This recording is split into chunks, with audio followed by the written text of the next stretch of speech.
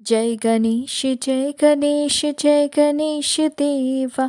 जय गणेश जय गणेश जय गणेश देवा।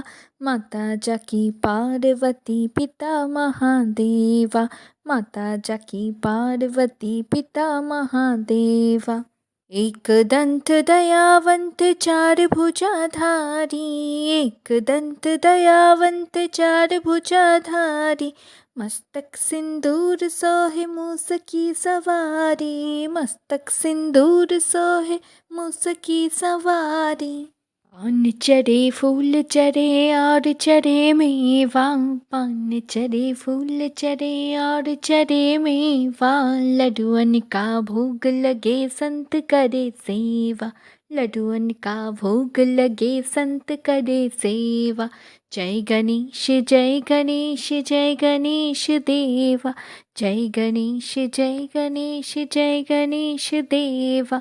माता जाकी पार्वती पिता महादेवा। माता जाकी पार्वती पिता Mahadeva. Hi guys, welcome to my channel.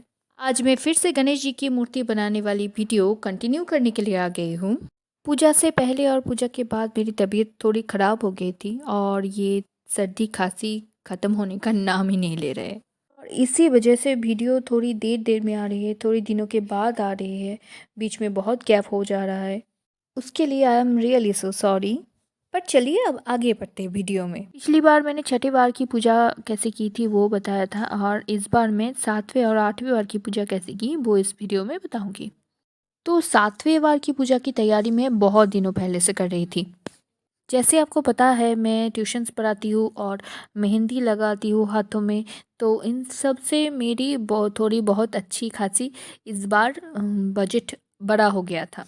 तो इस बार मैंने गणपति जी की पूजा बहुत अच्छी तरह से करने की सोच रखी थी। इस बार मैं गणपति जी की पूजा के लिए एक घर में एक छोटा मोटा मंडप बनाने की सोच रही थी। और मैं ये भी सोच रही थी कि ऐसे बनाऊंगी कि हर बार अगली बार बार बार चेंज करने की ज़रूरत ना पड़े। तो इस बार मैंने बहुत सारी चीज़ों को धीरे धीरे कलेक्ट करती रही, जैसे छोटी छोटी घंटियाँ, मोती, फ्लावर्स, और पीछे देने के लिए एक ग्रैश का मैट। ये सब धीरे धीरे मैं कलेक्ट कर रही थी। हमारे घर में टाइल्स और सफ़ेद पत्थरों का काम चल रहा था, तो मैंने उन लोगों से कहा कि गणपति जी के लिए एक टूल बना दीजिए। तो वो लोग काट के अच्छे से साइज़ दे के मुझे दे दिए, पर मुझे सेट करना पड़ा था। एक्चुअली 2 टूल बना था, और एक टूल का तो मैंने सातवें वार की पूजा में इस्तेमाल किया था और दूसरे का मैंने तब इस्तेमाल नहीं कर पाई थी। जैसे कि मैं पिछली वीडियो में बोल रही थी कि छठे वार की पूजा के दौरान मैंने किसी फिल्म स्टार या किसी मुंबई के एक एक्टर के घर में ऐसा करते हुए देखा कि उन्होंने अपने हाथों से बनाया। वो सोच मेरे दिमाग में था कि मुझे भी गणपति जी की मूर्ति बनानी है और उस मूर्ति की पूजा करनी है। लेकिन अंत में मैं मिट्टी कलेक्ट नहीं कर पाई, मिट्टी मुझे नहीं मिला था। तो इस सातवें वार की पूजा में भी मैंने जो मेरे पास जो प्लास्टिक की मूर्ति थी गणपति जी की, उसी मूर्ति को पूजा किया था। मूर्ति बनाने वाली वो इच्छा मन में दबी की दबी रह गई। अंत में मैंने ये भी सोचा था कि एयर ड्राई क्ले से बना लूँगी, पर फिर मन नहीं माना, मुझे वो मिट्टी से प्रॉपर वाली मूर्ति ही बनानी थी।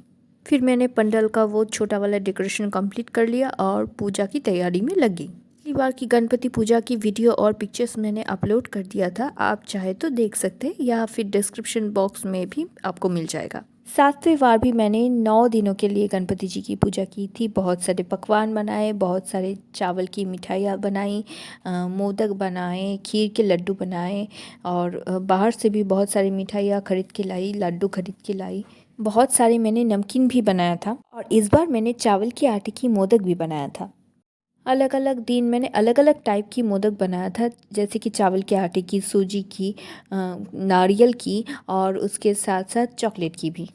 इस बार मैंने दिन में और शाम में 2 बार भगवान जी को भोग लगाने की सोच रही थी। दिन में मैंने चावल के पकवान जैसे खिचड़ी या पुलाव ये सब बना रही थी, और या तो फिर पूड़ी, पराठा ये भी बना रही थी। सातवें वार की पूजा में मैं लाइट की थोड़ी बंदोबस्त की थी, लेकिन वो बैकग्राउंड के हिसाब से अच्छा लग रहा था, लेकिन उतना उतना अट्रैक्टिव नहीं था। लेकिन इस बार मैंने बहुत सारे नियमों के अनुसार पूजा किया था। लेकिन मैंने किसी भी बार पंडित जी को बुला के पूजा अभी तक तो नहीं किया था। अब मेरा मानना ये है कि पंडित जी को बुला के पूजा करने से बेटर यही है कि खुद अपने मन से जो भी आए उससे भगवान जी को प्योर आपकी अपनी मनोभाव से पूजा करो, वो ज़्यादा अच्छा होता है, ये मेरा मानना है। तो इस बार मैंने बहुत नियम निष्ठा से बहुत सारे मंत्रों के साथ भगवान जी को दिल से आवाहन किया और उनका पूजा किया। अब मुझे पूछकर मेरी 2-3 सहेलियाँ भी पूजा कर रही थी, वो भी मुझे बहुत अच्छा लग रहा था। तो 7वें बार मैं 9 दिनों के लिए गणेश जी की पूजा किया था और 10वें दिन उनका विसर्जन किया था। पलक झपकते ही कैसे 10 दिन निकल गए पता ही नहीं चला। तो 7वें बार की पूजा हो जाने के बाद ही मुझे 8वें बार की पूजा की प्लानिंग्स मेरे दिमाग में घूमने लगे। कहाँ से मिट्टी मिलेगा, कहाँ की मिट्टी ज़्यादा अच्छा है, कैसे मूर्ति बनाऊंगी, ये सारे बहुत सारे प्लानिंग्स मेरे दिमाग में चल रहे थे और बहुत सारी चीज़ों की मैं खोज करने लगी। तो उसी साल मैंने दिवाली के वक्त बहुत सारी जगहों से मिट्टी लाई और देखा कि कहाँ की मिट्टी अच्छी है।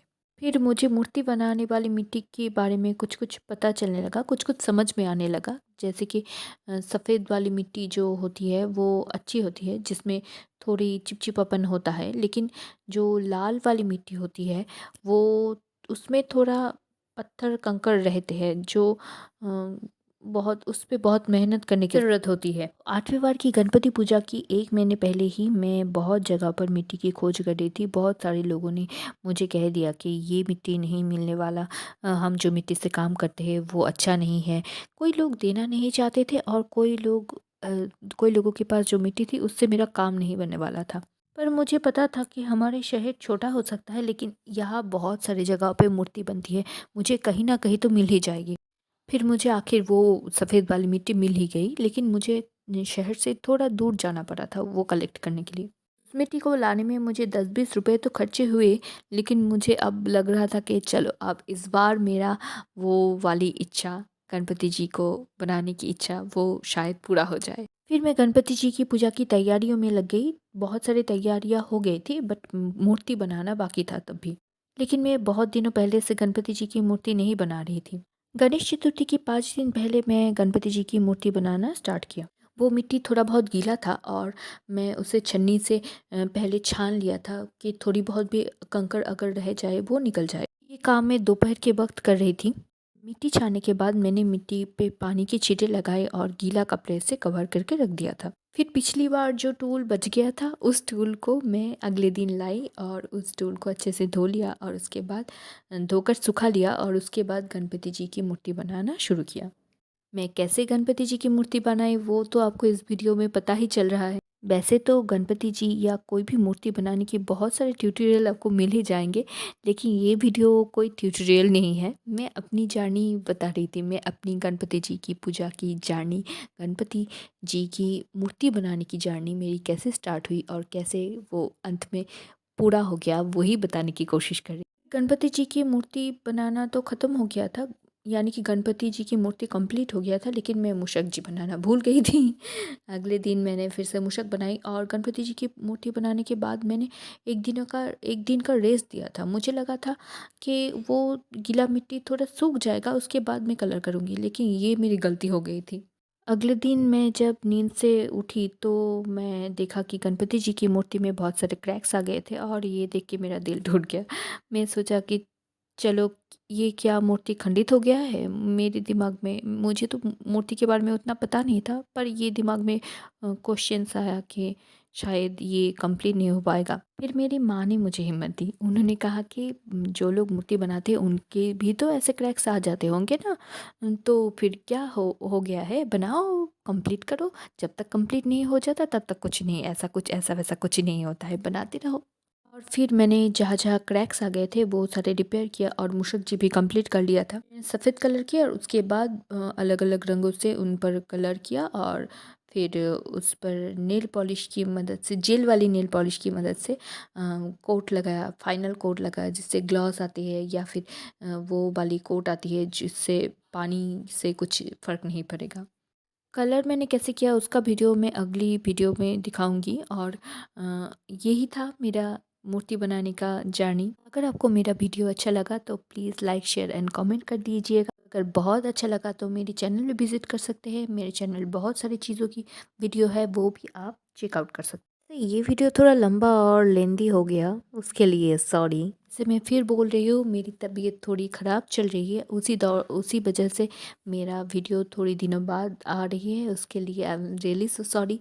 प्लीज़ थोड़ी पेशेंस रख लीजिएगा। जब तक अगली वीडियो आ रही है तब तक के लिए नमस्ते, बाय बाय और thanks for watching my videos. Please like share and comment subscribe my YouTube channel. चलिए bye bye and thanks for watching.